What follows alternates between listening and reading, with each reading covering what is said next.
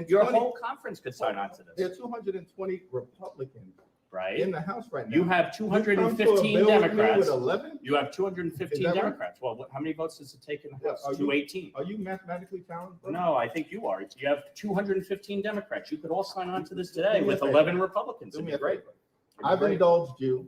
I've given you your 15 You minutes haven't of you haven't fame. answered any of the questions. You're a but sure. complete and total embarrassment. Yeah. You're embarrassing yourself in your district right now, and you're going down to defeat Oh, I next know. year.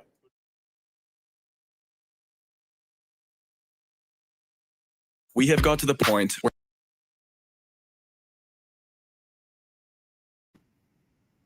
What? Let me see. I don't think it's a stage. I see someone saying that this probably they said they pretending they're fighting for their party. Holcomb gets money from I don't think this is staged. I really don't. And if Holcomb is supporting this new guy that's running for mayor in New York, Zohar, he is not pro-Israel. That's why I'm like, I don't think it's staged because if you know anything about this mayoral race here in New York right now, they kind of run it scared. They don't want this man to win the race. I think his name is Zohar, and they say he's anti-Jew. So that's why I'm like, if Holcomb is supporting him, I don't think it's that. I think they're actually legitimately arguing and fighting because now you're in a situation where the government is frozen right now, and he is shutting down key essential jobs or roles in the government. Then you have another situation where people that are required, the essential workers, are required to still work, and these are vital roles, and they're not working. Like for instance, air traffic controllers, Mm-hmm. they literally not coming to work. So it's put a bottleneck on travel. Well, not only are they not coming to work, sis. You seen the one I sent you where they have the pilots calling into an 800 number. Oh, I forgot about that one. They got pilots calling into an 800 number for instructions. Where's So you Hot- mean to tell me I'm flying a plane with people on it, and I have to get clearance to land safely so we can all go home, and I have to call an 800 number for instructions? That is crazy. And they got, because you got a situation, Burbank has shut down, Nashville has shut down. Who else? I think it's a couple of major cities that are shut down. So they're gonna have to pull up that 800 number. Because the thing is, if these air traffic controllers are not in those towers, that's a dangerous. Yeah, I mean, when they were in the towers, there was a dangerous thing. Planes was coming down, getting clipped, and all that coming. That was recently. So what they're literally doing is Trump is playing the game of I'm gonna put everything on hold. And he even says some federal employees will not get back pay. They're not getting their jobs back. And that's the whole Grim Reaper thing, right? Like he's really trying to put that whole Project 25 into place where he wants presidential power, and he's going to reduce the workforce, the federal workforce, because he's made many of mentions to, not necessarily them being furloughed, but being permanently fired. Yep. Yeah. So they literally shutting down. So while he playing that holding game, you got officials who the constituents are calling them and saying, "Wait, hold on, y'all. We got to make a decision because certain essential things are not being. Certain people are more. I think that's why they're making a big deal about the travel. People can't stand don't like the ability to go back and forth and travel by flight. Heck, I feel it right now. I didn't mean to cuss. I need to fly and go somewhere. But guess what? I can't go right now because I don't trust it and I'm not going anywhere. So people are going to be more apt to kind of raise a red flag to say, we got to figure something out. So Trump is playing off of that. And what I saw here, I think yesterday, he said it is the Democrats that's putting us in this situation. They would just sign this bill, we will be done. So this is why I'm like, they fighting in the middle of the street because it's starting to make them look bad. And that's what I said. I shouldn't have said U.S. versus Trump. I should have said Democrats versus Trump because this right here is something different. I've seen Republicans and Democrats argue. I've seen shutdowns, but I've not quite seen a shutdown like this where you definitely will not see an end or see an end of the end to this anytime soon.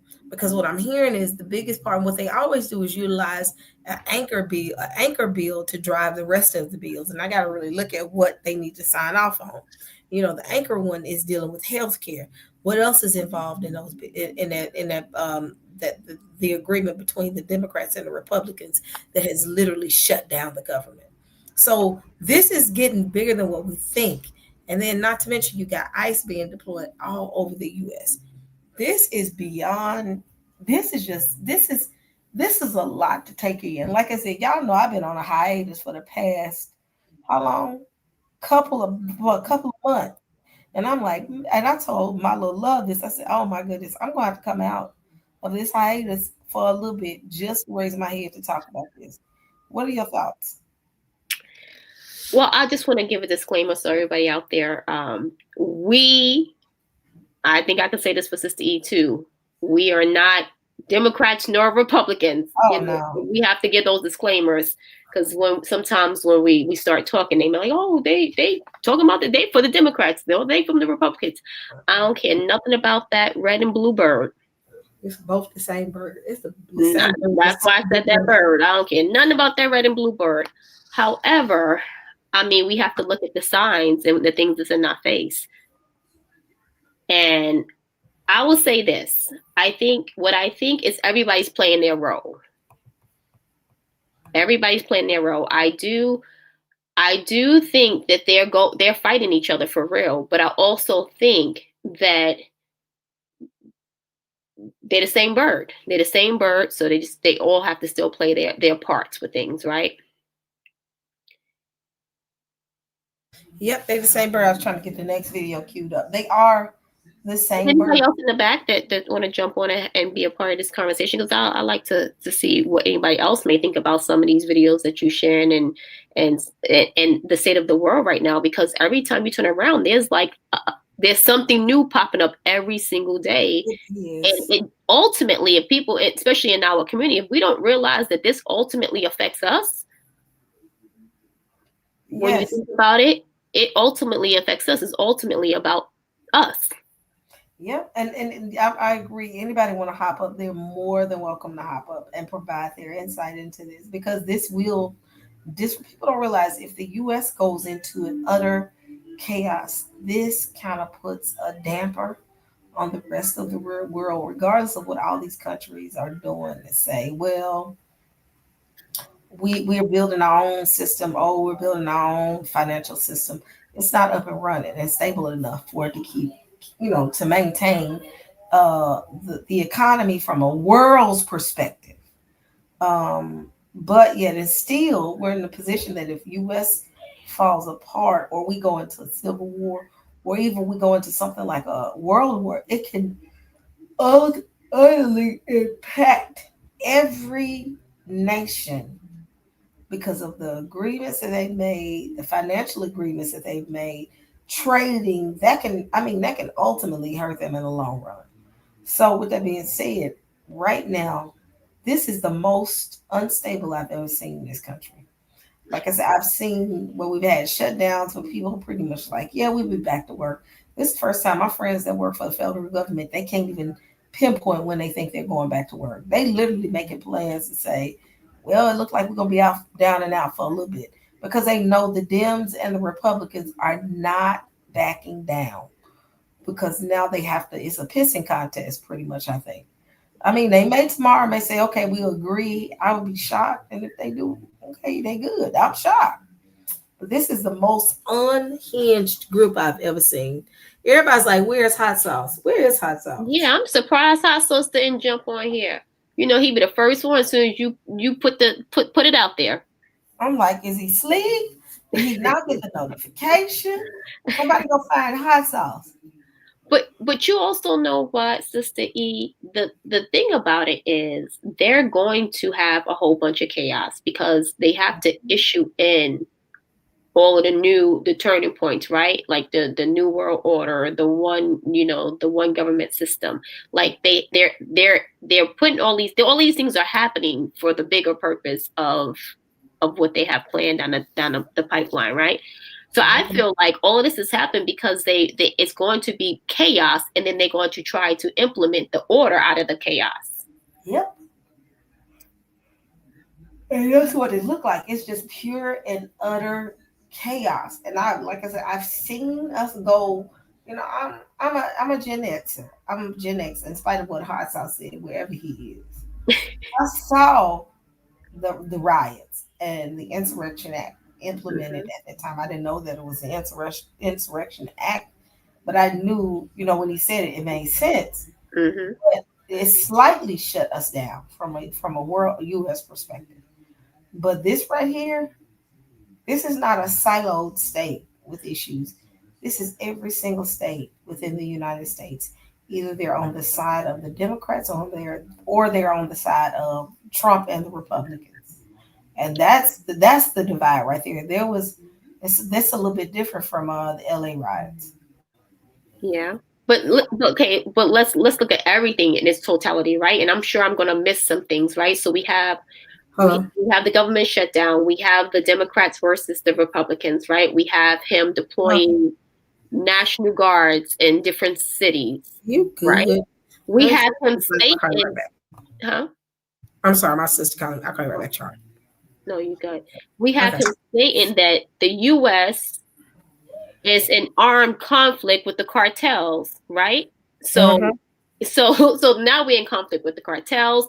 He was alienating his alliances, which was Mexico and Canada. I mean, then you also have, and we need to understand some things that go on in these other continents. They come back, and especially Europe, they trickle back down to here. So then you have European and their WID rollouts, right? Like, we have so many things going on that is absolutely crazy. Him and Israel, they're buddy and everything that they got going on, trying to take over the world. I was just about to talk about the peace treaty too, as well, because they talked about they're coming to. We got so many things going on. They gave us a blueprint. They gave us the 2025 Project 2025. It's just so many things. They changed the name to Department of War as opposed to Defense. I mean, we are going into war with somebody. And that's the indicator right there. But the thing is, that's another thing. From an international perspective, they said Russia right now is pissed off at the U.S. And I saw something where they even think that they're getting ready to point. Let me go to that real quick. I don't want us to not talk about that. U.S. is literally threatening the U.S. I mean, Russia is literally threatening the U.S. I've heard. Now, I might be wrong. Where's the video? Where is it? Where is it? And I saw it. Is this it? And this is just. Where is it? Is this it? Dadgummit. And I'm last minute because I wasn't planning to talk about this. Let me find the video, but I heard that U.S. is threatening the colonial powers for WW3 or World War III threat, far as nuclear threat, and the threat has been directed to Britain and the U.S. and it has to do with, I guess, the weapons that they passed off to the Ukraine. And Russia is like, yep, I got you. So you got Russia. Then you got the situation, like you said, with Israel and Gaza. He's trying to do with Hamas, and he's trying to do the peace treaty. That peace treaty, I still think is going to be written on a thin paper towel. That's how I think. You ain't lying. It's only a matter, because I'm going to be honest, I don't think Israel's going to stick to that peace treaty. Israel do their own thing. They running America like they running us. What do you think? Like, do we really believe that he's running Netanyahu? He definitely not running that. So you got those international affairs going on. Then you have the internal things going on. And it's like, yeah, this is quite interesting. I think this is the most interesting the news has been since the super flu. Right. It hadn't been this interesting. I'm trying to. Well, I want to also say this, just for people. We're talking about these things because they're headlines right now, right? But overall, and I think Sister E, correct me if I'm wrong, because I don't want to misspeak for you. But we know that it is part of prophecy, is part of Yah's plan, everything that is going on. So we're not going to not act like that. We know prophecy is revealing itself, and we are in a time frame where we are starting to see things come to life from the scriptures.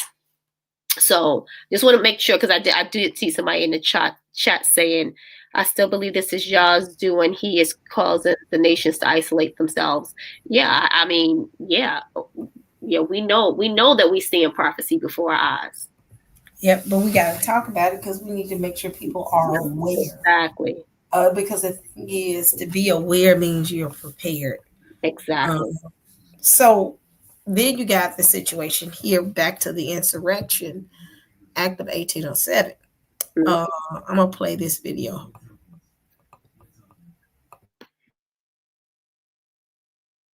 New moves and new threats by President Trump to send the National Guard into blue states over the objections of governors, even if it takes emergency powers to do it. Let me pause right there. I just want to pause. He's threatening to send it to blue states. This sounds Civil War-ish. The Republicans, because he's sending Texas National Guard.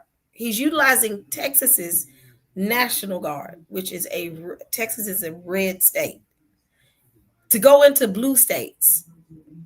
If this don't sound like a excuse my language, a damn Civil War, I don't know what it does. I don't know what it is. When I heard that, I said, wait, blue states only? Then he's utilizing Texas? Well, yeah, I think that they're pitting anybody that they can against each other. I think that they're pitting the Democrats versus the Republicans, right? Which is the blue states, red states. I think they're with the whole, Charlie Kirk thing. Oh, should I even say his name? Because at this point, you can't even say his name on YouTube. So sorry, Sister E, if I was supposed to say the name. And then there's a civil war brewing as well. With white versus black. So they're pitting as many people and as many, not just people, but groups against each other. Yep. Let me play this. That's crazy.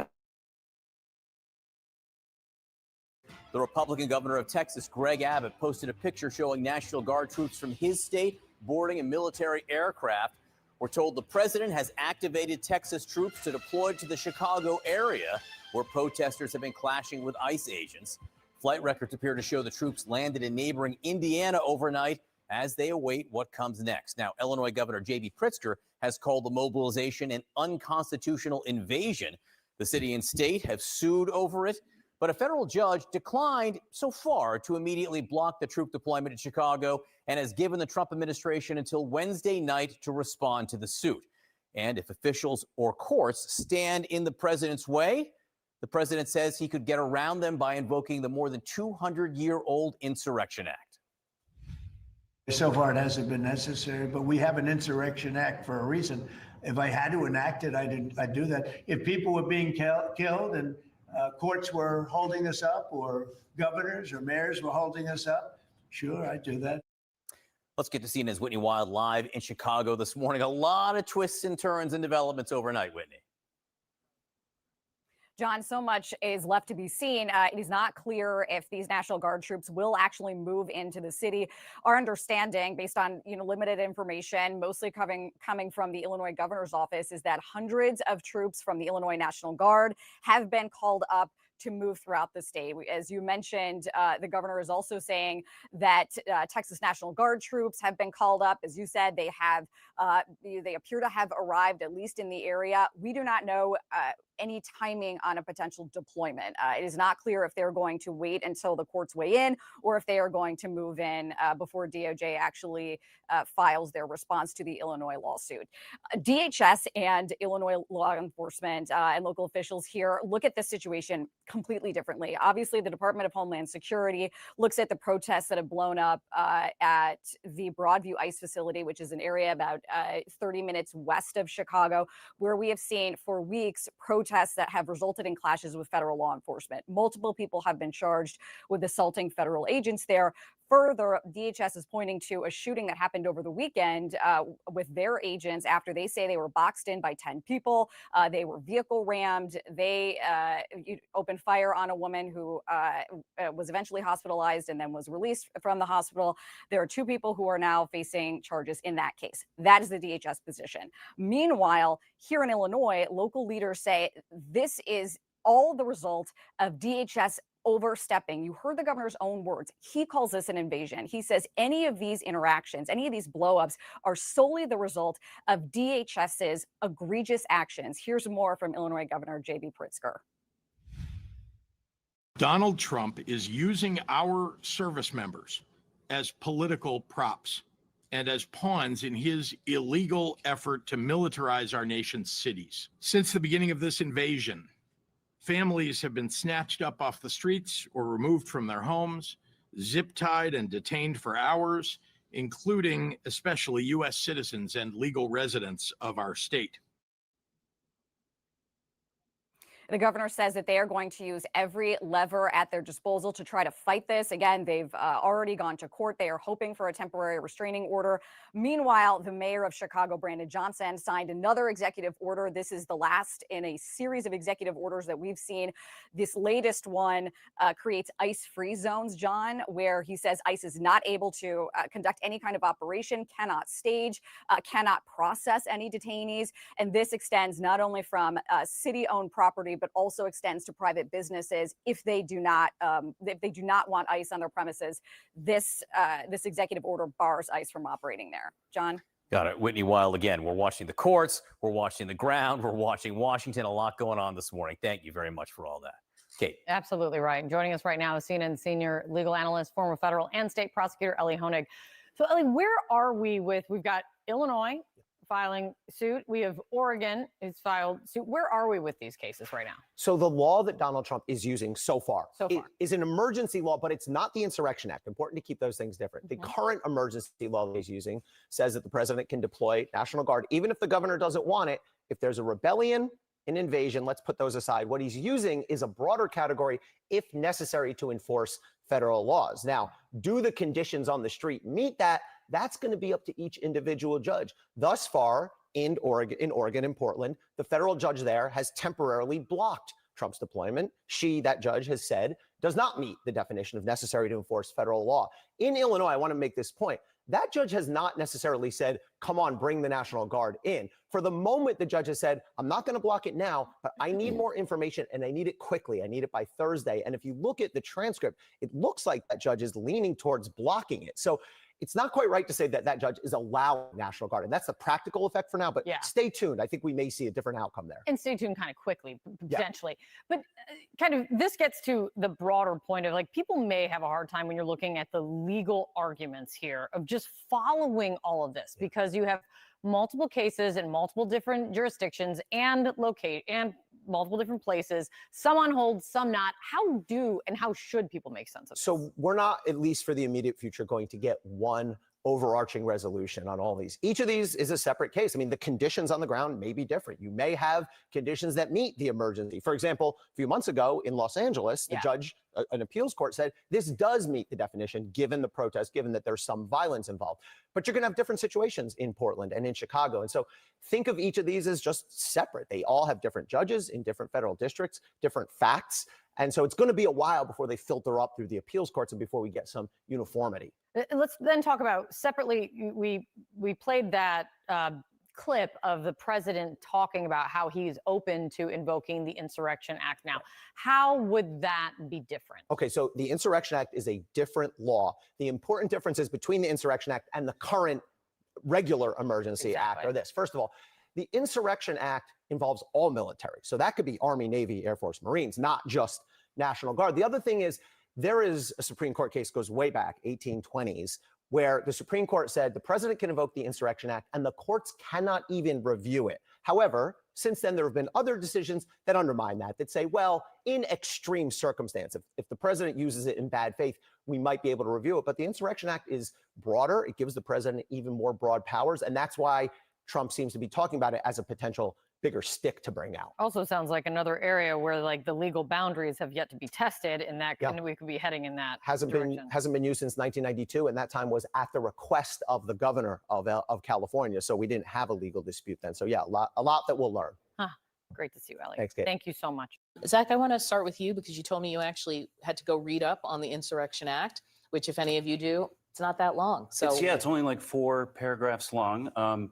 It does sort of suggest that presidents should be asking governors to bring troops into their, into their state. But there are clauses that say if there's an insurrection, like basically it seems like Stephen Miller, watching him just now, he read the Insurrection Act, ripped that language for his interview with Boris yesterday. And there's just clearly, at least in the way they're phrasing things, laying the groundwork to cite this law.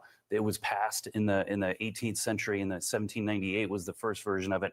Hasn't been updated since Reconstruction, and it hasn't been used since the 90s with the Rodney King riots. And before that, I think more applicable would be when it was used for like school integrations. Like Eisenhower used it to integrate schools in Little Rock in the 50s. I want to talk about the way they're talking about this. What does it mean to be calling everything terrorism? Well, I think it takes away from the word terrorism then. I mean, like terrorist, as we know, and we've talked about a lot, like 9/11, I actually do think the drug cartels being considered terrorist is like— we're going to talk about that today. Yeah, I mean, I think that is fine. But listen, All right, I'm stopping right there, but hold on.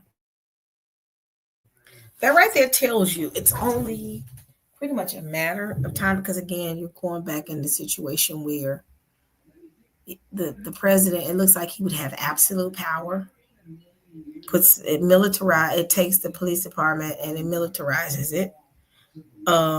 Right now, we're just dealing with the National Guard in Chicago.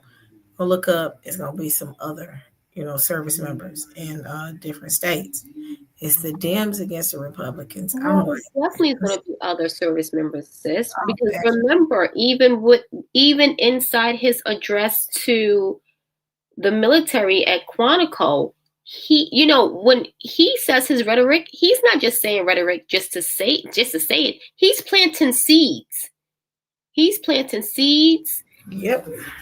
Everywhere, and he keeps saying we have a war within. We have a war within. We have a war within.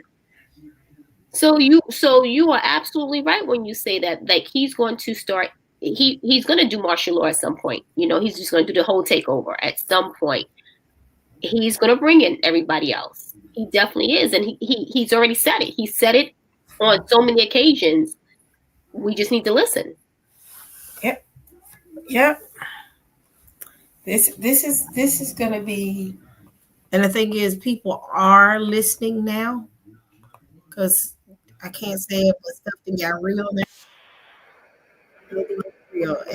And it's gotten to the point where you see a president implement an emergency. He said it first, an emergency act or a bill, and then he's going to proceed eventually because off the rip, he's already said that they are fighting against law enforcement in Chicago.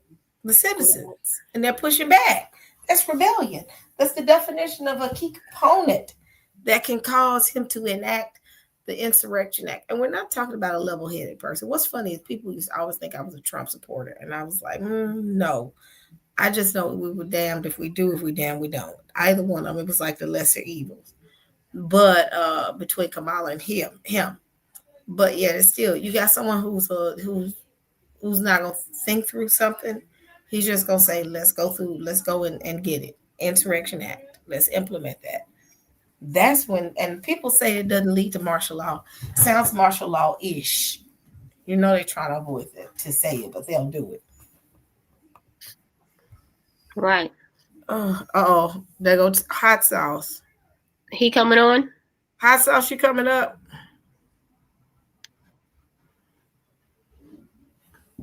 Don't you get up here saying nothing crazy. You know he is. You know he is. Come on up here, hot sauce. Where's Eric? Now we just need our other person up here. Where's Eric? I haven't seen Eric either, because Eric, where is Eric? Where is he at? But yeah, it's gonna get interesting as we he's just listening today. Also, if I wasn't asking for him, he'll pop up. Oh, did he just say that? I'm so surprised. I am. He's not gonna come up here and harass you. So but I mean that's pretty much it. I think we laid it out. I mean, what else? Going back to like the whole insurrection thing, right? Yeah. So he sent them to Chicago, and he took them from Texas and Illinois, sent them to Chicago. Prior to that, like the prelude to me for this whole sending troops everywhere was when he sent them to California.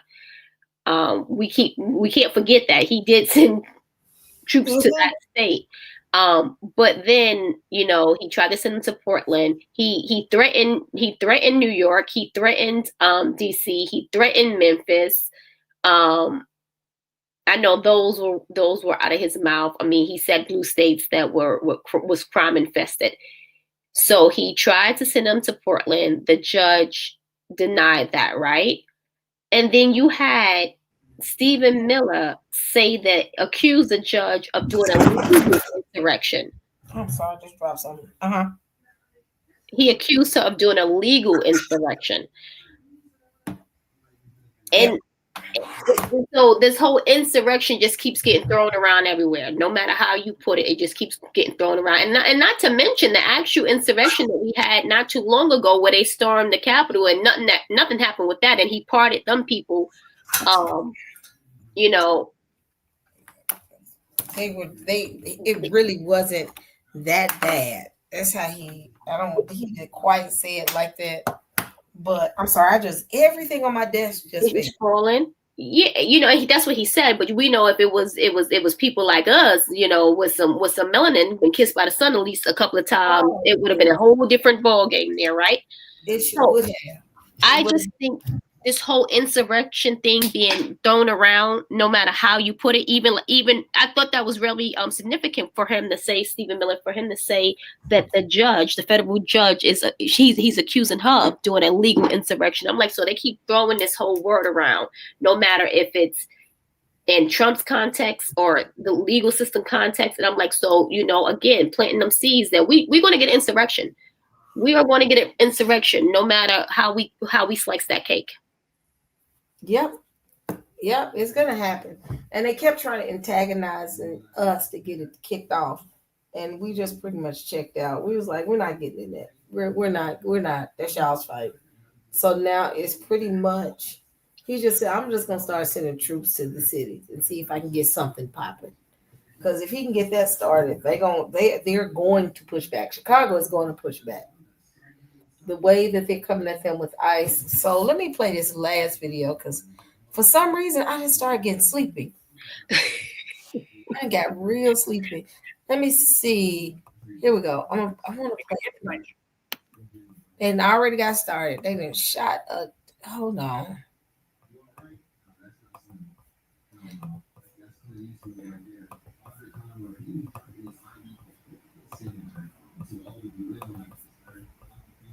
Where National Guard troops are mobilizing on the outskirts of that city.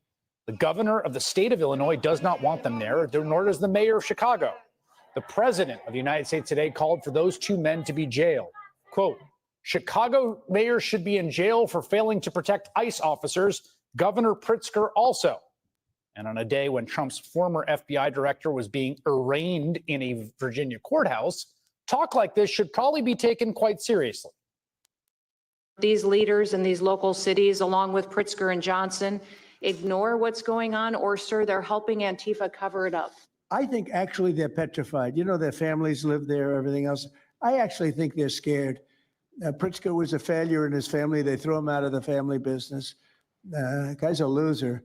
But you know what? They actually, I believe they're scared. They're actually frightened for their lives. For his part, Governor Pritzker does not appear to be petrified. This is a convicted felon. I mean, think about that, who's threatening to jail me. I got to say, this guy's unhinged. He's insecure. He's a wannabe dictator. And there's one thing I really want to say to Donald Trump. If you come for my people, you come through me. So come and get me. That kind of posture from the governor is pretty important at a time like this, because this is all happening just a week after the president of the United States assembled the 800 highest ranking commanders of the U.S. Armed Forces and told them to be prepared to fight the enemy within. We should use some of these dangerous cities as training grounds for our military, National Guard, but military. Because we're going into Chicago very soon. That's a big city. It's the enemy from within, and we have to handle it before it gets out of control. What we've been seeing in Chicago already from ICE and other federal agents sure does look like an extension of that project. It feels like an attempted federal occupation, with images like this shared by a reporter with the Chicago Tribune of a federal agent pointing a weapon out of the car window at a woman who was filming them. Last Friday, we saw folks in a residential neighborhood, middle of the day, bright sunshine, get tear gassed. The chemical agent was used just a block away from an elementary school during a school day. Across social media, there is video after video after video of people being detained, often violently by federal agents, while onlookers yell at them. Like this video on your screen of Border Patrol trying to forcibly restrain a man while onlookers attempt to intervene. In one instance, a Democratic congressional candidate was violently thrown to the ground by ICE. You see that there? For exercising her constitutional right to protest the agency's presence in her city. Just last month, a pastor was shot in the head with what appears to be a kind of pepper ball projectile while speaking outside an ICE detention facility in the Chicago suburb of Broadview. I want to warn you, some viewers may find the video of that incident upsetting.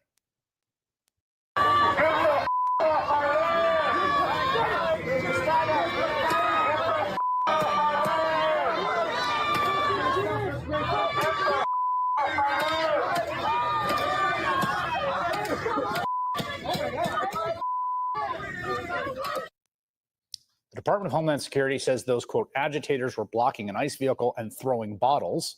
In his own words, that man, Reverend David Black, said, quote, I told them there was still time to repent, believe the good news, and turn from their wicked ways. That's when they opened fire.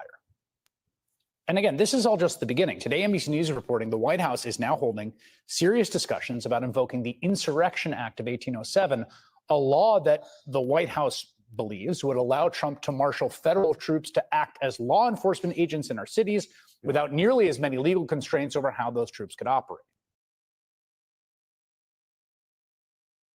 They was looking for a city to kick it off, and they found the city. Chicago, I think, is going to kick it off, because again, if Memphis loses it, you might as well count it a wash. But Memphis, they go into the house. They said they can't go to jail. Too many of them got warrants. But Chicago is the city to kick it off, and it's not because of the sun-kissed individuals. It'll be the other people to kick it off. Oh, there go your buddy Eric. Well, hey Eric, but hold on before you go. See, hot sauce. I got the. Don't think just because you inside the chat, I ain't gonna get on you. His LOL, I love Trump throw. He is crazy as hell, but I like his style. See, I'm glad you in the damn chat and not up here saying that. But don't think I ain't gonna call it out. I'm gonna leave it right there. Hi, Eric.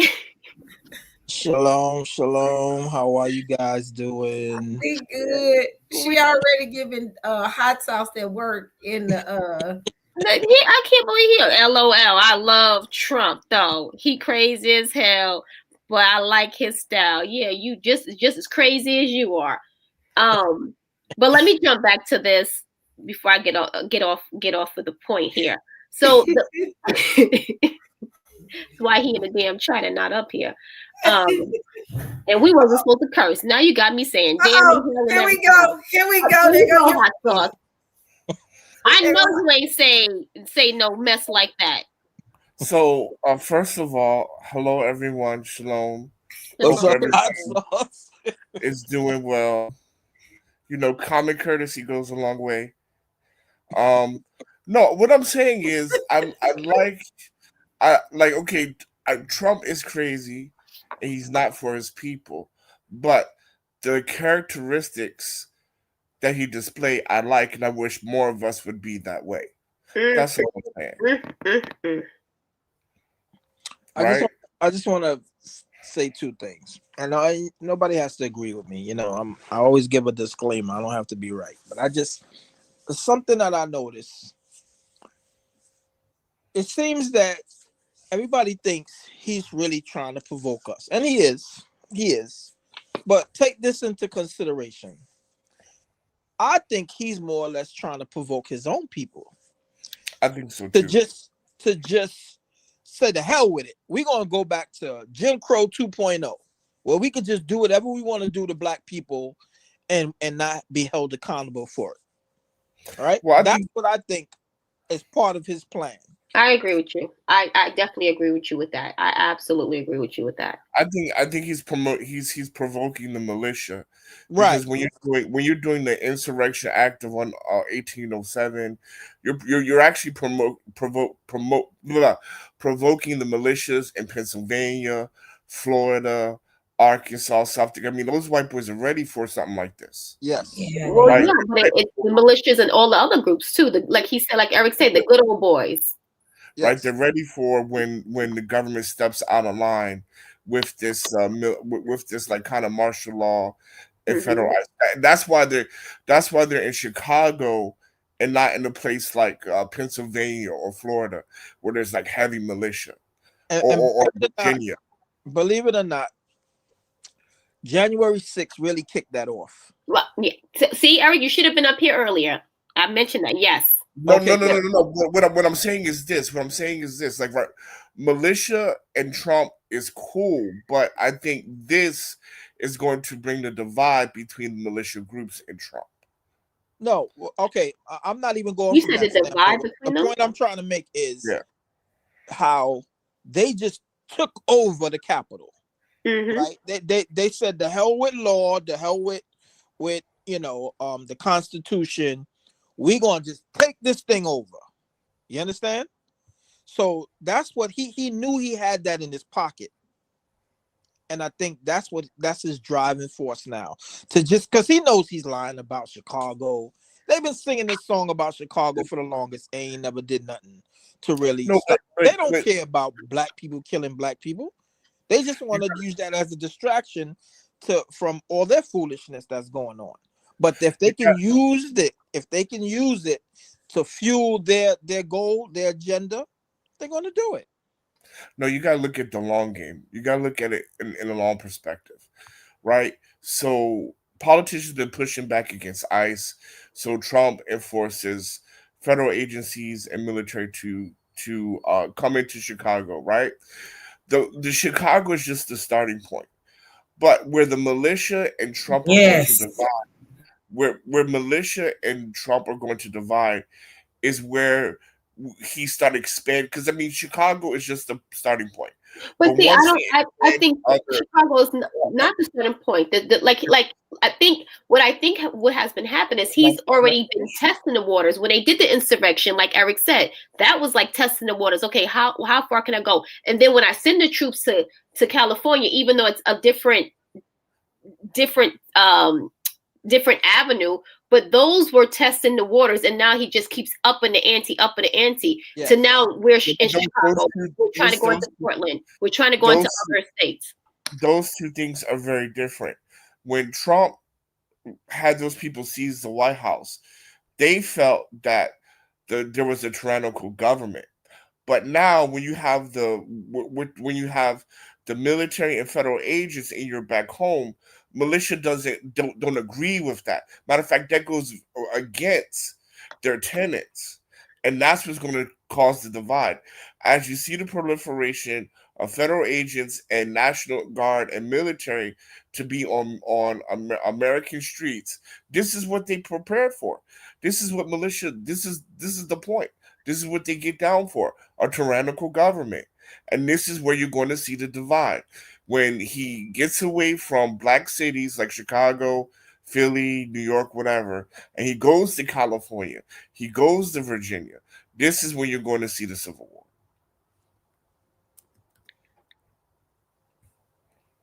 I think he trying to do it on with multiple groups on multiple levels.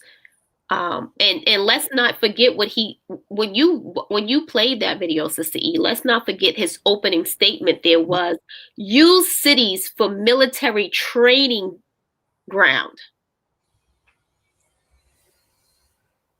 Yeah, That's crazy. That is, and again, it goes back into the other part of that. When they were saying, I'm sending military trips into the blue states. And I said, wait a minute, hold on.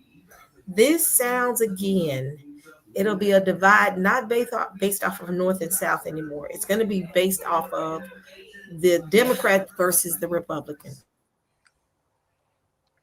It's funny that you mentioned that, Sister E. The other thing I wanted to mention is this purple state foolishness, purple revolution nonsense. Okay, y'all know we in Babylon, right? Now, this is how I see it. I could be wrong. But this is Babylon. This is the daughter of Babylon. This is them like in the days of old when Nimrod was trying to build the tower. What did he need? He unified all the people. And the Most High said, let's go down there and see what these people are doing. I'm paraphrasing. Because the people are one, and nothing that they do will stop them. Nothing that they put their hearts and mind to do will stop them. So now there's no more blue state. There's no more red state. It's a purple state. Everybody's one. Everybody's on the same page. One world government. That is what I think this purple revolution nonsense is. But that's just me. I think one world government already exists. It's been existing since the 80s. No, I understand that, but I'm talking about building a platform or a foundation for the one world government. We've been in the one world government already. Mm-hmm. You understand that? I'm not saying that. I'm just saying something for them to now gravitate to. I hear you. Okay, this is how do you say? They're gonna make it all sound good. You don't have to be a Republican. You don't have to be a Democrat. We can just all get along type of foolishness. That's the unity that the Most High don't want. That is why he destroyed Babylon in the first place, because it's nothing good is going to come out of that kind of union, especially when nobody has ever cleaned up the act in the first place. Or you just throwing everything in one pot now. Those same people that had those views is going to keep having the same views. The Democrats are going to keep playing us for fools, dangling carrots in front of us and never giving us anything. The Republicans never intended to give us anything in the first place. I mean, there's a left and right ring of the same dragon. But now, if they can fool us to make us think, okay, you don't have to be a Republican. And remind you, the independent party still exists. Why not just, make everybody independent? No, they want to change the game up. They want to change. You can't trust the independent either, because at any given time they can choose what side they're going to fall on. No, they want to get rid of the whole system and join everybody together and just kick off this Babylon foolishness all over again. That's just the way I see it. That's a good way to look at it. I want to make sure we get Zane. Is it Zane? Am I saying it right? Hey, how's it Zone. going? Zone. I kept saying I couldn't. I don't have I my thought it glasses. was an A2. Hey, what's going on, everybody? Shalom, brother. Shalom. Shalom. I hope everyone's doing all right. Yeah, I've been watching your screen for a few minutes, and I appreciate you guys letting me hop in. I have a few things I'm curious about though as well. And I don't know if you guys are sort of keeping it out. I know you mentioned like the Insurrection Act, but a lot of this stuff, and I don't know if you guys are aware of this as well, but a lot of this stuff is straight out of Project 2025. You know, trying to invoke martial law, but start basically have the public in a frenzy, but basically have it to where there's a quote unquote chaos that is riled up by ICE, right? The military that he's actually contributing to. And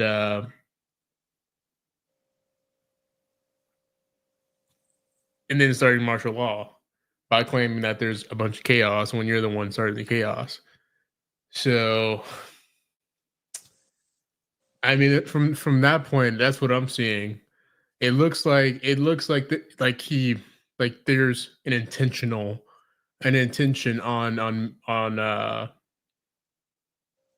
causing chaos and division, but it's to speed up the death rate, to flush out all the Democrats, whether you're a politician Democrat or just your average voter.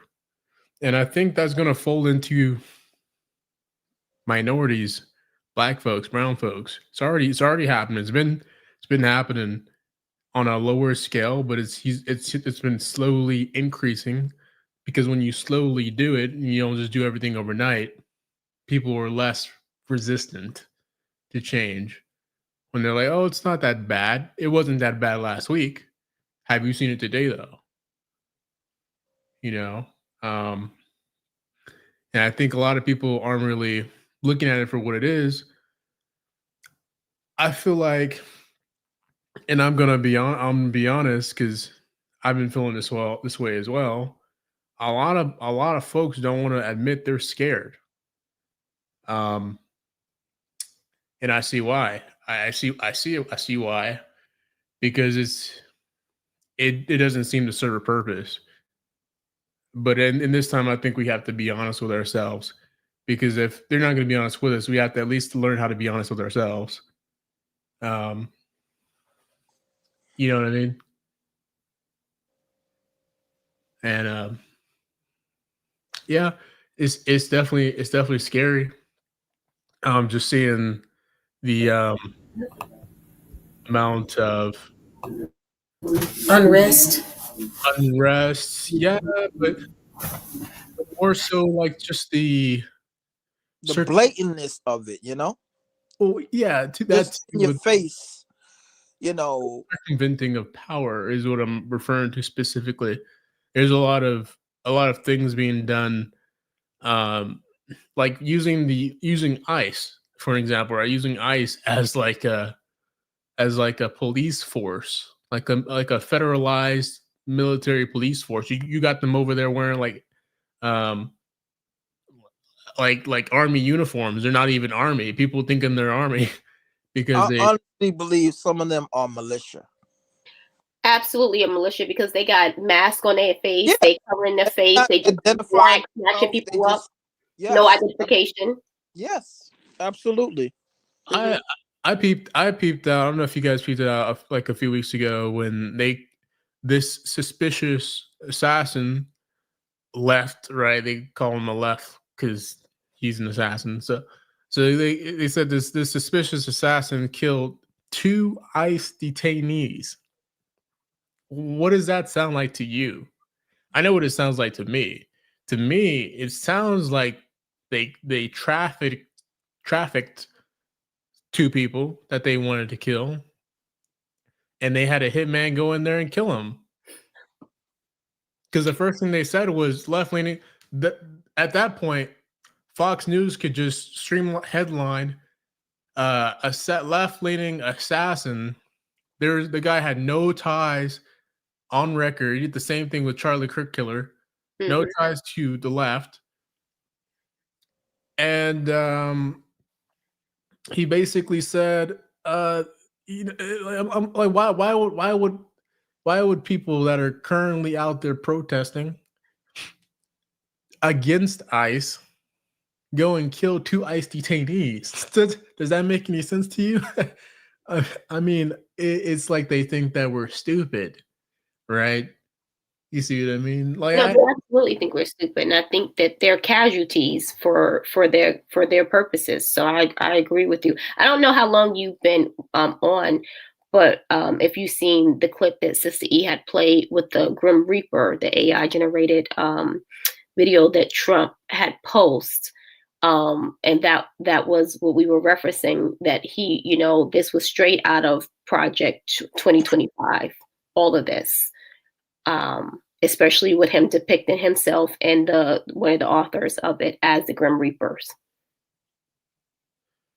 I heard about that, but I missed it. I heard. Oh, maybe to see. Maybe we need to cue that up for the latecomers inside here. But yeah, so we are in agreements with you, my brother, that is, it's definitely part of the plan. And he's saying it right in our faces.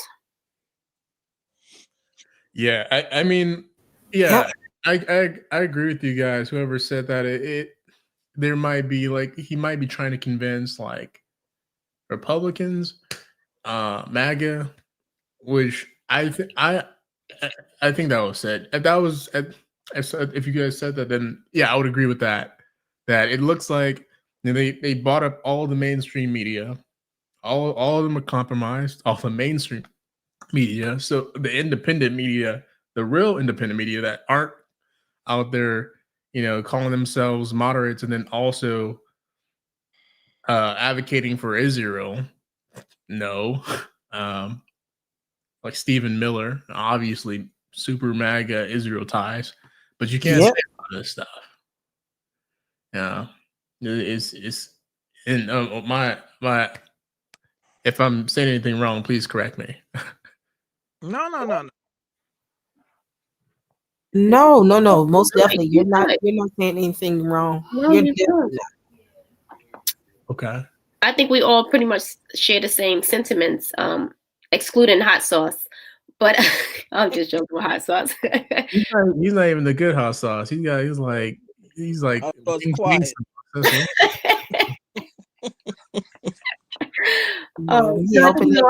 That's gonna be it.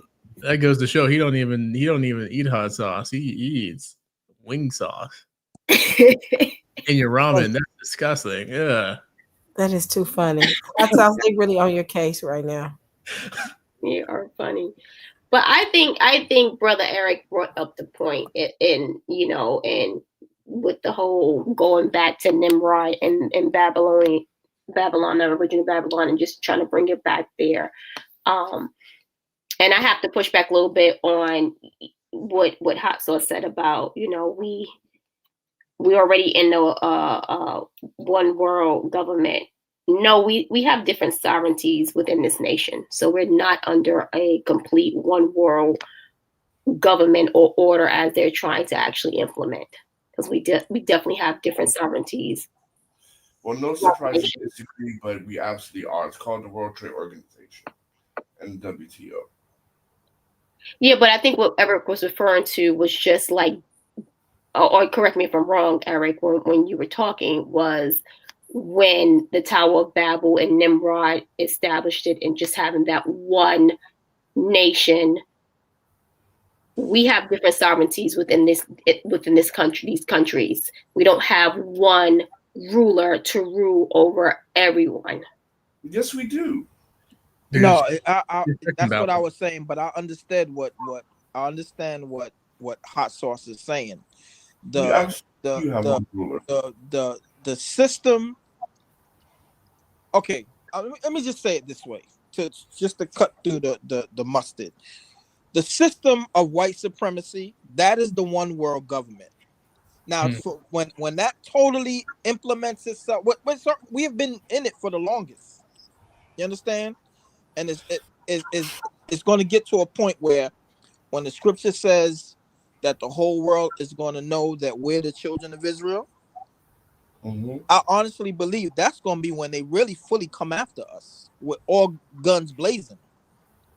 You know, that we're already the target. Everybody hates black folks, but is a specific group of black folks that the world hates.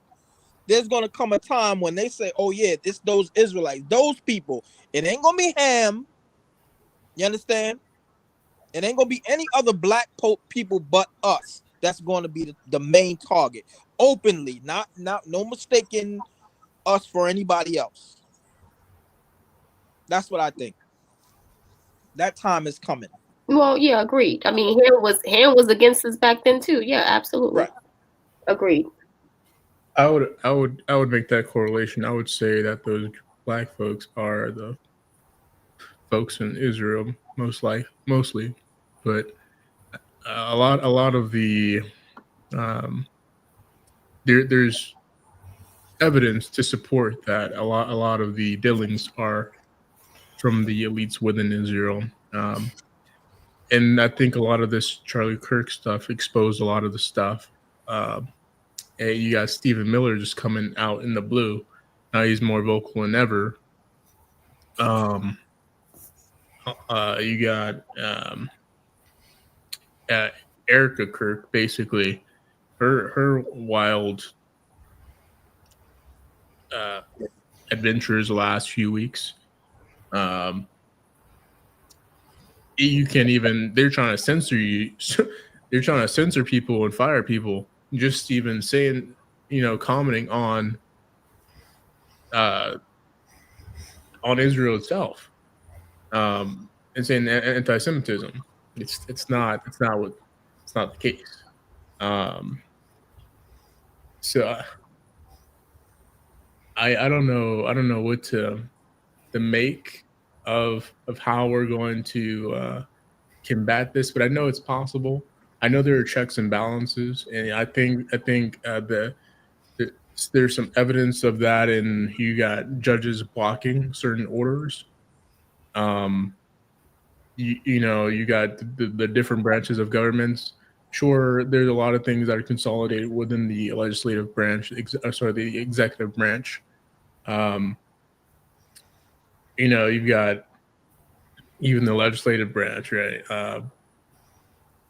You've got Congress, you've got the House, all Republican, all MAGA, all bought up by Israel. One thing that I saw, and I apologize for rambling, but one thing that I noticed is that the majority of the people in the cabinet, they look like they're blackmailed because they're all within that Epstein case, right? They were all listed in that those Epstein documents on that Epstein list. Pam Bondi, Kash Patel, Elon Musk, like all these people, all these random people. I'm surprised I haven't heard JD Vance's name yet. Are in the cabinet. The Republicans voted to block evidence to block them diving into opening up the Epstein case. They voted no to do that. So, I mean, I feel like it's very transparent now. They're out, they're blatant, they're out in the open, and I think a lot of us are looking at it and we're like, what do we do? How do we make a difference? They're basically just out in the open, just doing things. Like they know that they think that they have like complete and total control. Stephen Miller on, I think it was Fox News, came out and said that Trump had complete and total power over the military, and that's not true. The military has the ability to deny an unlawful order. So I think that this restlessness and this despair, these are plays that they're running on us, right? But if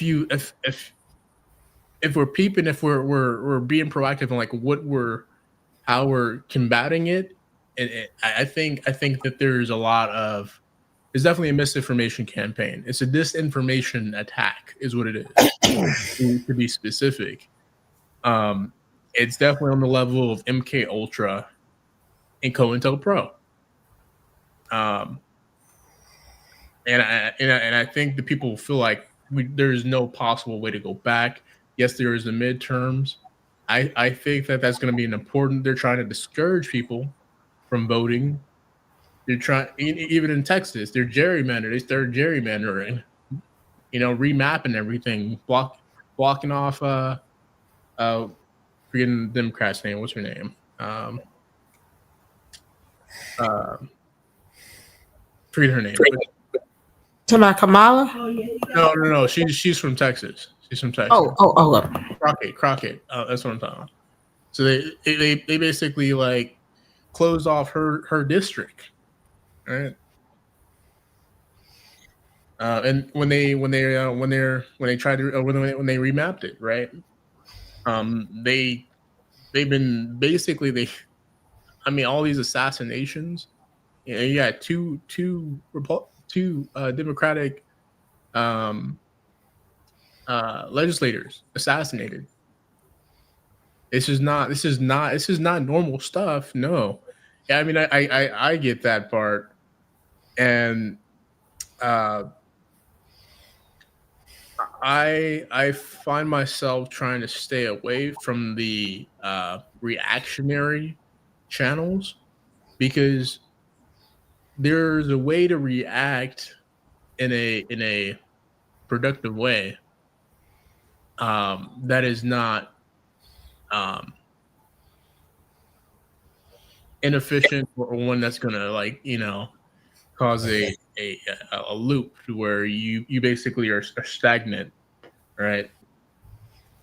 I don't know how have you guys been faring? I don't need to talk all day. Well, the only thing I want to say to cap off what I was mentioning earlier is that I just lost my train of thought just that fast. Good Lord have mercy. Eric, well, I'll say this. For the most part, I don't think we as Israel have anything to worry about. Well, thank you. This is the time of their issues, right? The cup of trembling moving from Israel to the Gentiles. I mean, we had our time, man. We had slavery, Jim Crow, right, Reconstruction, all that. I mean, it's a wrap, man. Now is their time. Now it's time to see the curses of Egypt come back, right? So this is their time. The civil war between them, fighting between them. This has nothing to do with us. That's why the Mexicans are mad at us now, talking about how come we're not joining them. Like in general, even people who don't believe they're Israel, even them, they're like, nah, we chilling right now. And that is very weird, because normally we're always in everybody's stuff because of the People of Color Coalition. But now, blacks are waking up. I don't know if I like that specific talking point. I've seen that a lot, and I hate to see it. What, people of color? Yeah, I don't. Yeah, that makes no sense. No. What I mean is what you just said, right? That black person waking up due to not going out and supporting, right? I think that is a tactic, and it can be effective. I think Holocaust is referring to people waking up to who their true identity is. No, what I'm saying is this: is that Black people in general, those who know they are who the true identity are, and those who don't, they're waking up to the fact that we're alone. We're on this ship alone. Right. The People of Color Coalition is BS. Mm-hmm. All this, this and that, because we constantly supported so many different minority groups, quote unquote. But then when it came to us, everybody's quiet. Yes, so now, that was made to keep resources from us. Right. So we're wising up, and you can just see that, like you can even see the most high-handedness, that even people who are not even awakened to the truth, they know to be still, right? They know to be still, while everybody's losing their mind. Right. Yeah, and that sparked. In fact, I'm glad you said that, because that brought back. I see what you're saying. What I was trying to say. Remember earlier I said there's going to come a time when they're going to say, okay, that's Israel. Remember, when we was being persecuted in Rome, we fled Roman persecution. That pursuit never stopped. We just was that the Most High just scattered us to the four corners, which was a blessing, because had we stayed in that one area, it'd be like shooting ducks in a barrel. So him scattering us was really a blessing, even though we got kicked out of our homeland for disobedience. But that was him still preserving us. Let's say mercy. Let's say it was mercy. Let's say it was mercy. I'll go along with that. I have no problem with that. Yeah, he still showed us mercy and punishment. I agree with both of what you guys are saying, but I would say that this has everything to do with us. I mean, everything. At the end of the day, it does have to do with who y'all's chosen people are. The bottom line is that, and so I agree with what y'all saying, but at the end of the day, it's all about us. Mm-hmm. Yeah, I see what you're saying. I see what you mean. You mean like when you say black folks are waking up, you mean not as like reactionary, not always trying to be in everyone's fight. Right. That's what I mean. To be still, right? To be still, not saying that everybody knows their true identity, but to know that, okay, for whatever reason, right? We know to be like, okay, this has nothing to do with us. Let's go ahead and mind our own business and think about what we need to get on. And then on top of that, you also see blacks wanting to leave, right? Whether they're Israel or not, you can feel it, you can see it. Mm-hmm. It's time to leave America, because even in the prophecy, it's either in Jeremiah or Isaiah, right? The most High said that he will create conditions that will make us want to leave. Mm-hmm. Right? Yeah. I'm gonna say that I'm not leaving. This is my home. I was born here. My family is born here. I'm not I'm not about to be redlined up out of here, because that's what they did to us in the past, right? That's my bar. But as far as, so you don't believe in a second Exodus? I don't agree with your interpretation of it. Okay, man, I stayed here. Cool. But in terms of our fight, I believe, if anything, some black folks see this as a way of stepping up instead of being a martyr. Because we've had so many of them, they're staying back as Americans. They're surviving as Americans, surviving for their family until the moment is right. I do. Can I just? I do think that black folks will step up when the time. And black folks are stepping up now. I'm not even going to say. So can we ask you, do you identify as the Israelite? Do you identify as a Hebrew or Israelite? No. Okay. I didn't think so, by some of the comments that you were making. Yeah, I was just about to ask. I don't mean to cut you off. No, you're right. Go ahead. My little one. I was just about to ask, because considering, right, that this place was never, as an Israelite now, you already said you're not. I'm specifying as an Israelite. This was never our home. This was a place of punishment for us for disobedience. But being that you don't identify as an Israelite, I understand. One second. Let me ask a deeper question. Are you African American? I am black. I'm sorry? I'm black. So are you descended from slaves? Yes. Okay. Okay. I think that makes a good mix because I'm trying to lean towards not just It having. does mix, but when we talk, I think that's where the disconnect was coming from because most of us up here, we identify as Israelites, Hebrew Israelites, people from the scriptures. And so when we were saying certain things, that's kind of why I realized that he wasn't, because how he was responding to the things that was being said. Yeah. But I mean, it's very insightful, and I'm enjoying this. That's why I haven't jumped in. I respect his decision. I do That's too. more room for me. That's more room for me in the wilderness. And to be honest, Oh my gosh! Wait a minute. Did y'all hear a joke, just a joke. Get him, Lisa. I'm not saying this to be. I hear what he said. Come on, we was having a nice civil conversation without me. I'm being civil. I'm being civil. I didn't hear what he said. Nothing. Nothing. It's we just joke. Me and him joke all the time. We're jokes. It's jokes. Yeah, it's nothing towards you. You're good up here. This is no. I really do. I respect your decision.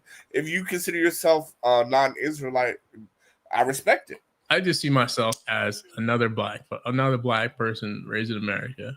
The same story as most of us, right? I mean, I did a little different. When I turned of age, I went to the military for some time, and I matured in different ways, but so I carry a little bit of that with me as well.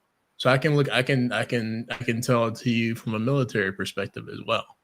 Can I ask you a question from a military perspective? How do you see America?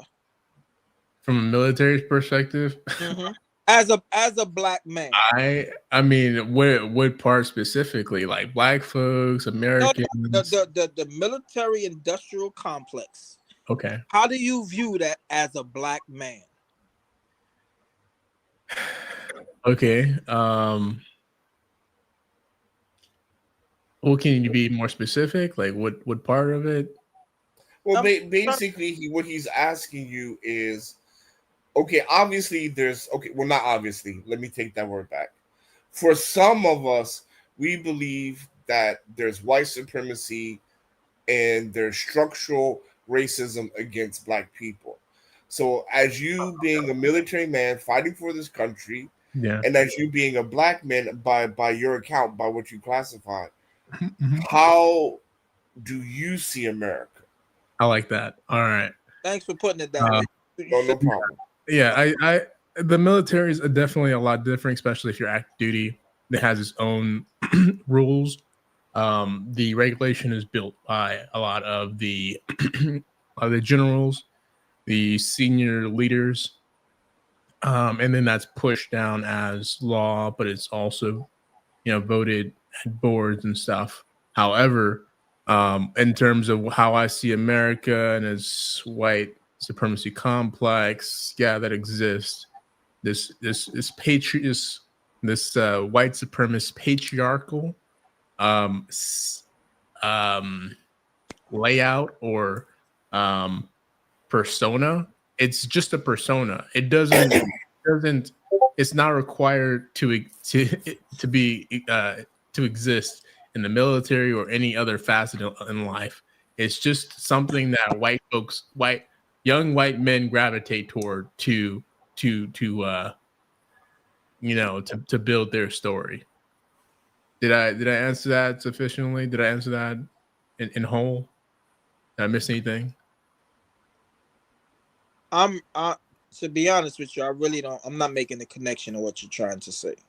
Okay. I see what he's saying. In terms, how do I see the industrial complex? Like why America runs? What part didn't I answer? Or maybe I wasn't paying attention. Maybe I wasn't paying attention. My basic question is, being in the military, like Hot Sauce put it plainly, he said it better than I did. As a black man in this society, knowing that the system is ruled on white supremacy and everything from the foundation of from the inception of this country up until today, this country is based on white supremacy. You fighting for this country, and I'm not saying that's a bad thing or wrong thing. I'm asking you how you feel about being in the military or served in the military under those circumstances as a black man. Okay. Well, I will say that in America's inception, it was built to be a egalitarian, not a patriarchy or matriarchy. Is meant to be egalitarian, and white supremacy or the patriarchy started coming in through white supremacy, maybe a century later. But that doesn't more so shows up in America's culture and aspects of America's subcultures, as opposed to a definitive American culture or aspect. Yet, in term, there's no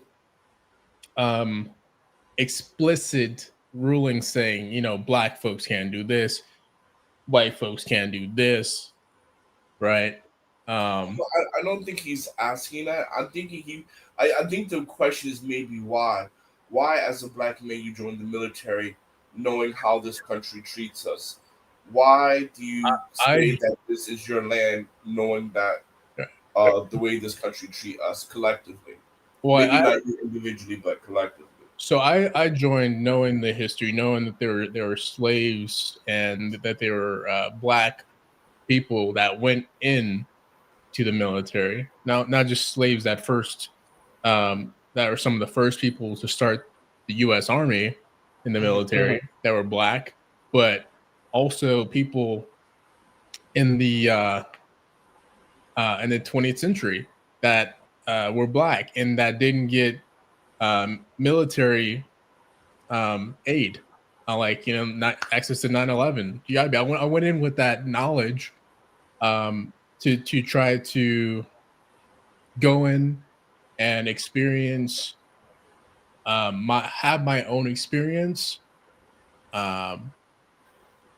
with fresh eyes, basically. So I didn't go in there believing that, you know, anyone was going to be racist. And yeah, there were some racist folks in there. Did you experience racism while you were in the military? In ways, but it was much more subtle. It was much more subtle. However, what I mean by that is people weren't like intentionally trying to be racist. And when they tried to intentionally be racist, that's when they were like, you could tell that they would do like super subtle things that were like, you know, maybe I didn't mean to be racist, but you know they meant to be racist type of thing. They just didn't like flat out call you the N-word. You know what I mean?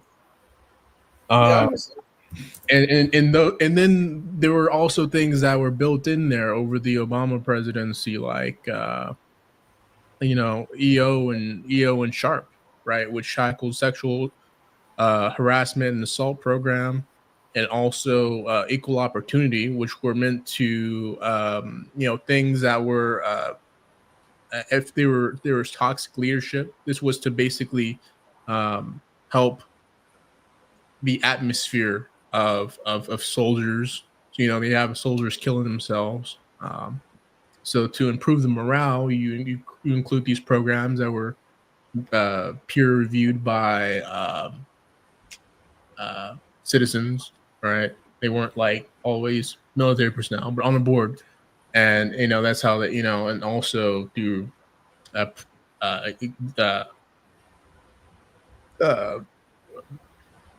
presidential orders as well, right? So yeah, that EO was set to tackle like racism and discrimination, right? While Sharp was meant to tackle sexual harassment and assault, right? So they had programs in there they still have them in there. Trump is trying to take a lot of that stuff away. DEI was never in the military, so that's a lie. But even DEI, he lied about that. DEI was specifically for certain demographics that were not privileged. It was a tax for the business. It was an incentive, right?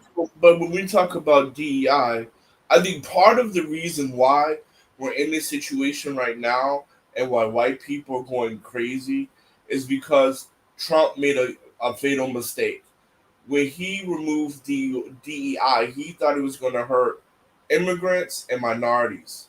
But actually, he found out it hurt white women, right? Because during the civil rights, a lot of stuff that we fought for, we lost it in legislation, Title VII and Title IX. So one of the things that made white people lose their mind is the fact that, oh well, hey, we're not doing better than these black people as we thought we was. Because when we look at American mentality, as long as white people are doing better than minorities and blacks, they're okay. But once they feel or they think that they're not superior in every way to minorities and blacks, that's when the violence comes. That's when the chaos comes. Mm-hmm. That's when the anarchy comes. Yeah. And I think Trump biggest misstep was doing away with DEI. Yeah, I agree with you most of what you said there. Also, I don't mean to cut you off. Also, getting rid of the welfare programs, basically, because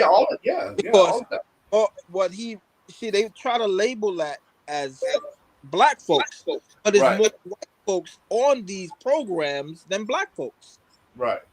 And because of his ignorance in seeing everything, food stamps, welfare, as being black, he went straight for it, but he don't know he was hurting his own people by doing that. That kind of reminds me of like when people say that Trump is like the first black president, and really what they mean is Trump is the first ghetto president, but they associate ghetto with black, and so they did the same thing with Charlie Kirk, you know. But to get back to I have another question for you. I'm just curious. I'm sorry not to cut you off. You can answer. I'm just curious. What have you been watching CCC channel for a while, or what brought you in today, or have you been watching this before? No, I caught you guys for the first time today. But I was liking the conversation that I was hearing, and I was hoping to get like a good conversation out of it. Gotcha. I feel like in this time we're all pretty like secluded and closed off in our own groups, and I think in that instance, you don't really learn anything when you're in your own groups. I This agree. is true. You're right. You know what I mean? I agree. I do. I did enjoy. I'm gonna actually probably close up in a few because I got to go to the dentist in the morning. But you joined us, Zone. I am. I'm glad you joined us. You're more than welcome to come back up here. Absolutely. More than welcome. Thank you. But yeah, I do want to continue this conversation. I don't want to end it, and I got a feeling I'm not going to be able to end it.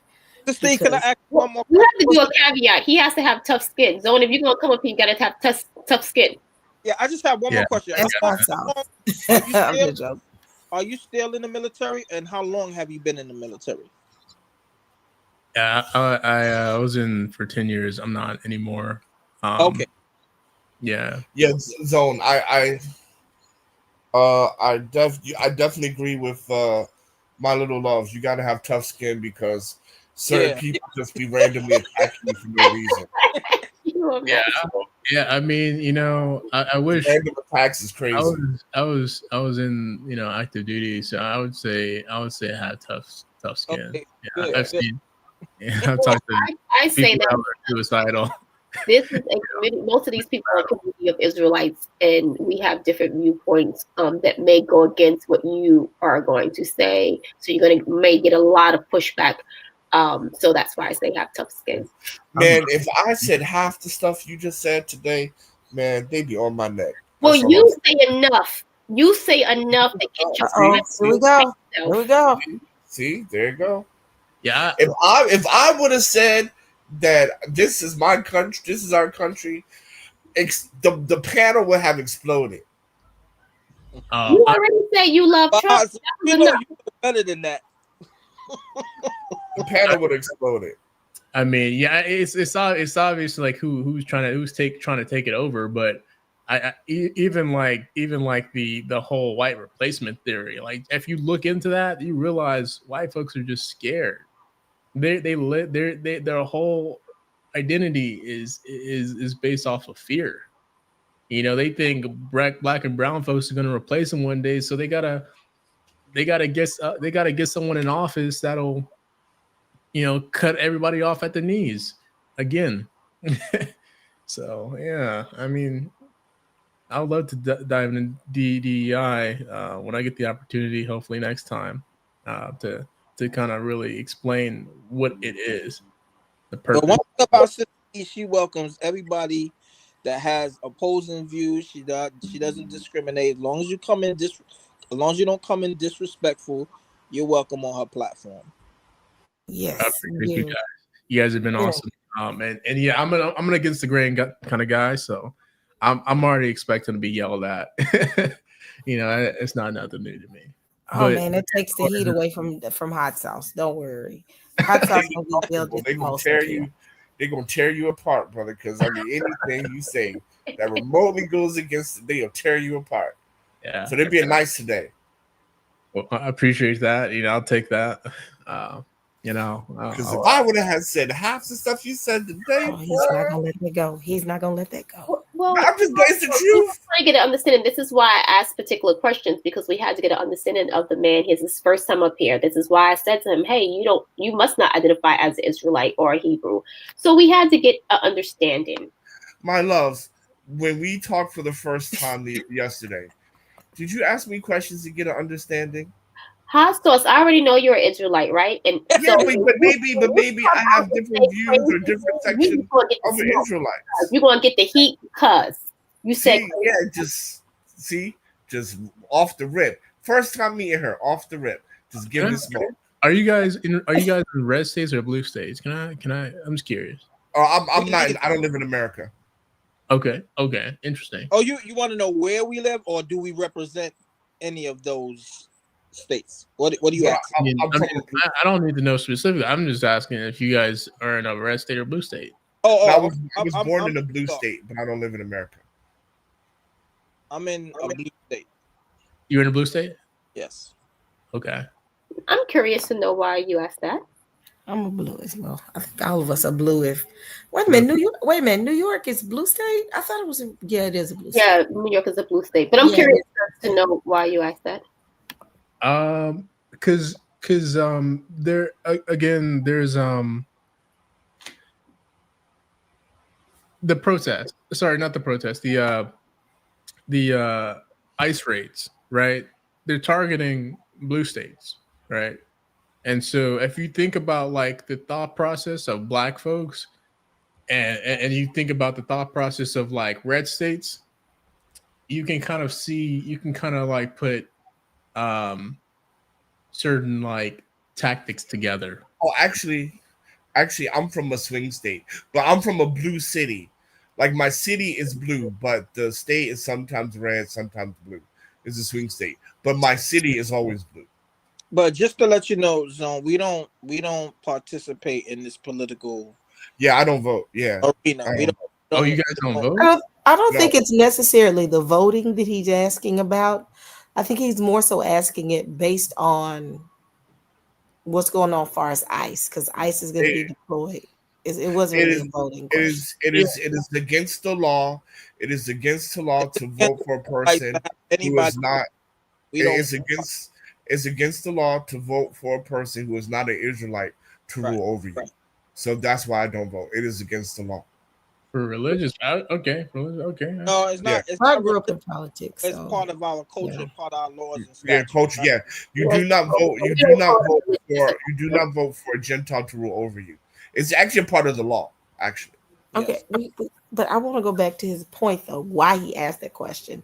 It wasn't necessarily a voting, it's just where do you live? With that, I think and Zone tell me if I'm explaining it wrong, but Zone is asking in the perspective of ICE coming into the being deployed into the blue states. Is Right. that was the reasoning for your question, Zone? Yeah, I was more so thinking about the thought process. And like, how black folks think in like red states versus how they think in blue states, and how they So, safeguard. Question.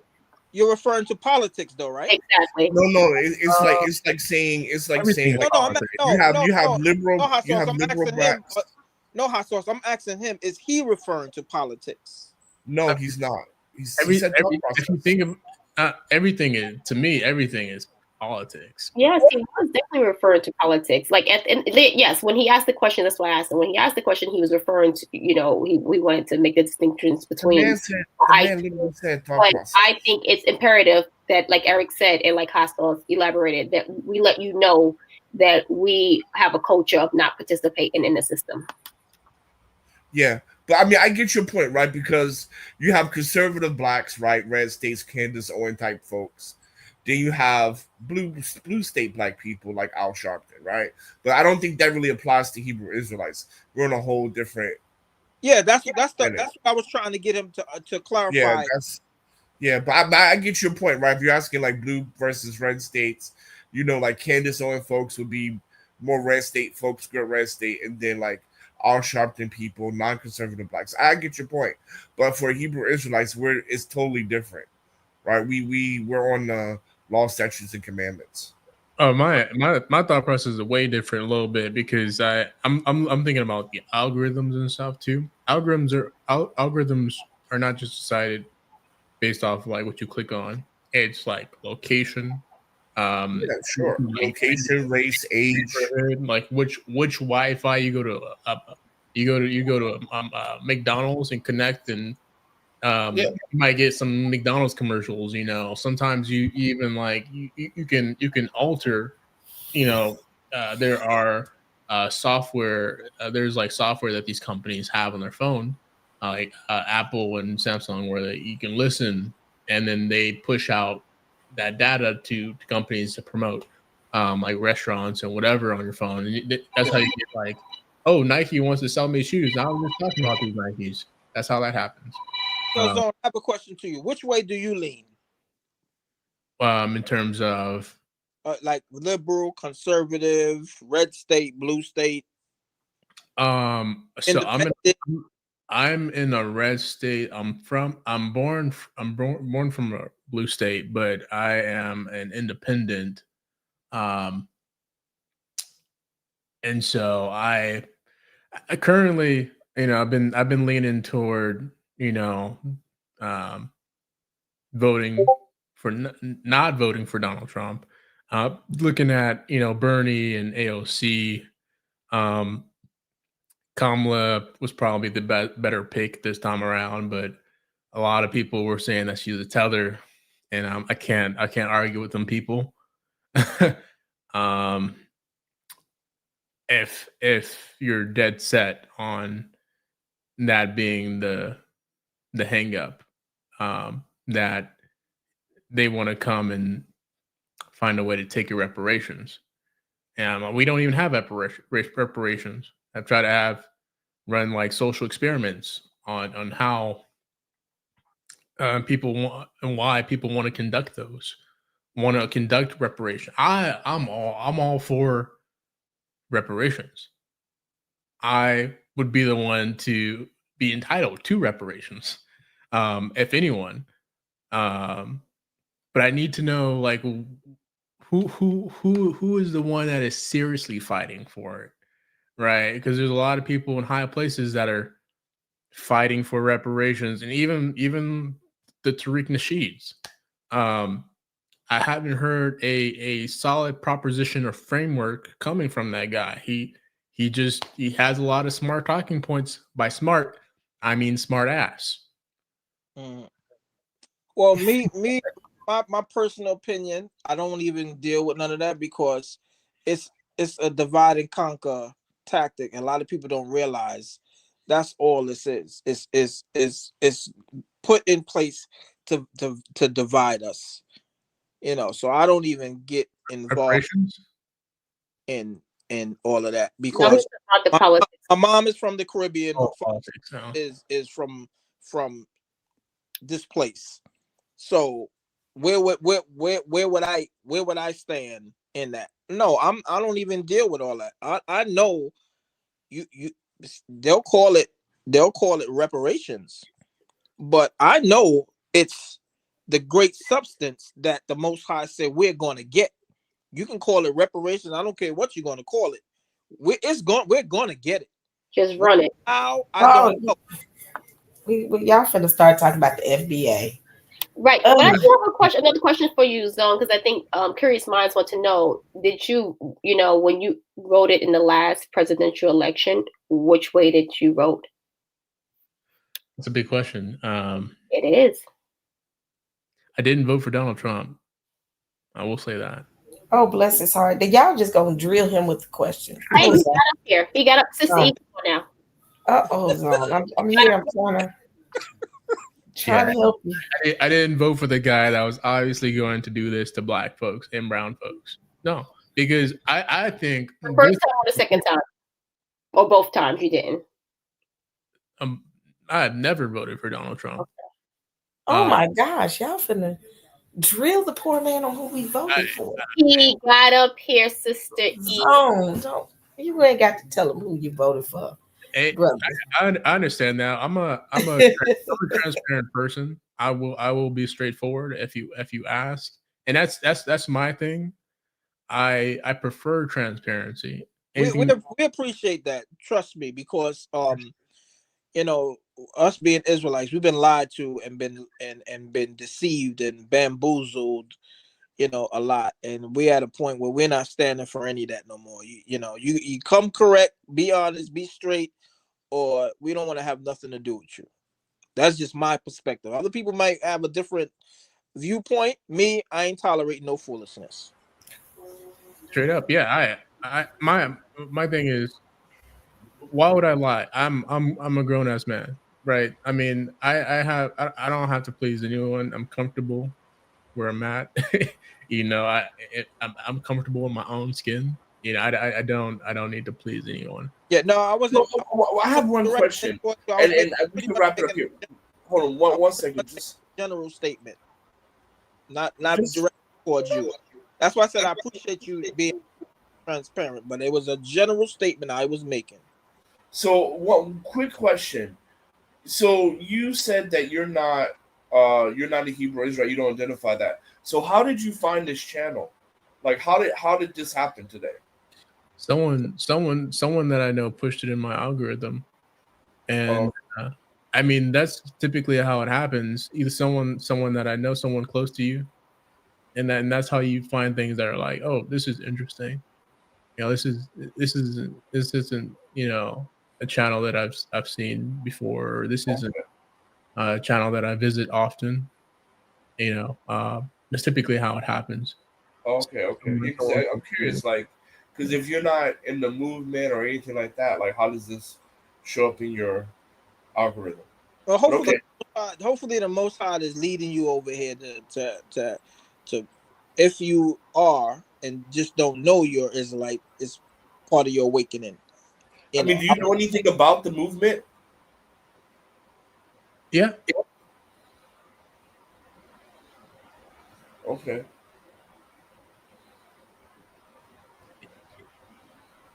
So would you say it's something you would believe? I'm not the person. Somebody else take over, because I'm not the person to like introduce and all that and talk about. So somebody else can take it from there.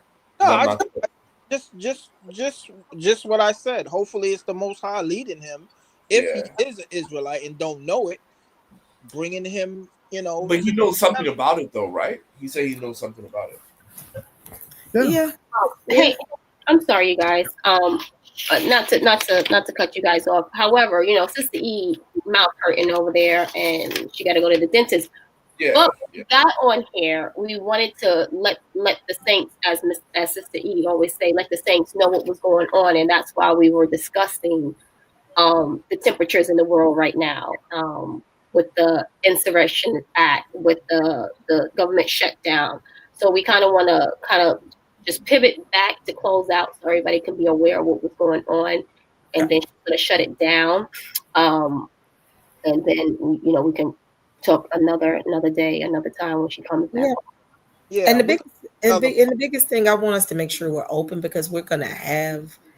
I know a lot of us consider ourselves to be bloodline Israel, which is fine, but I want to make sure that we have a mixed group, because regardless if his own thinks that he is or he isn't,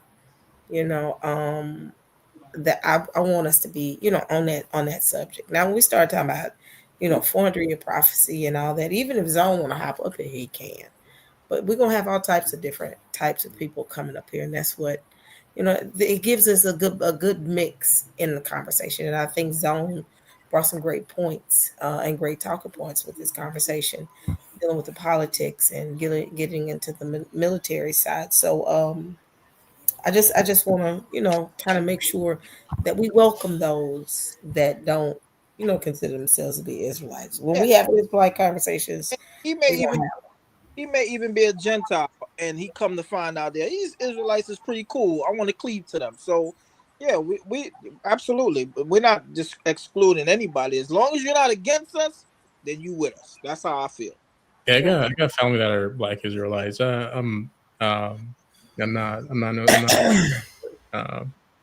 But don't confuse us with everybody. Like, we're not a camp. We're not all that. We're not. No, you take us as what we say to you and how we come across to you. We ain't Christian. You're gonna hear real people, real talk. We ain't Christian hypocrites. You understand? So yeah, we're followers of the way. Yeah, I think all of us are believers in Christ. So, Sister E, I think we should close out with. Yeah, that's why I was getting ready to close out. Just so anybody that came in late and also someone can see the video with the Grim Reaper, just to let you guys know the climate of the world and what's going on right in our face, so we can close out with that. Yep, I agree, because this tooth is waking up. So thank you for having me, Sister E. Love you, bless you, blessings to the panel. Thank you, guys. Shalom. Okay, thank you. Shalom. All right, everybody. Thank y'all for joining me. And I will see y'all this week. I got to be up at 6 o'clock to go to the dentist, to be there at 8 o'clock, because the traffic is going to be a nightmare.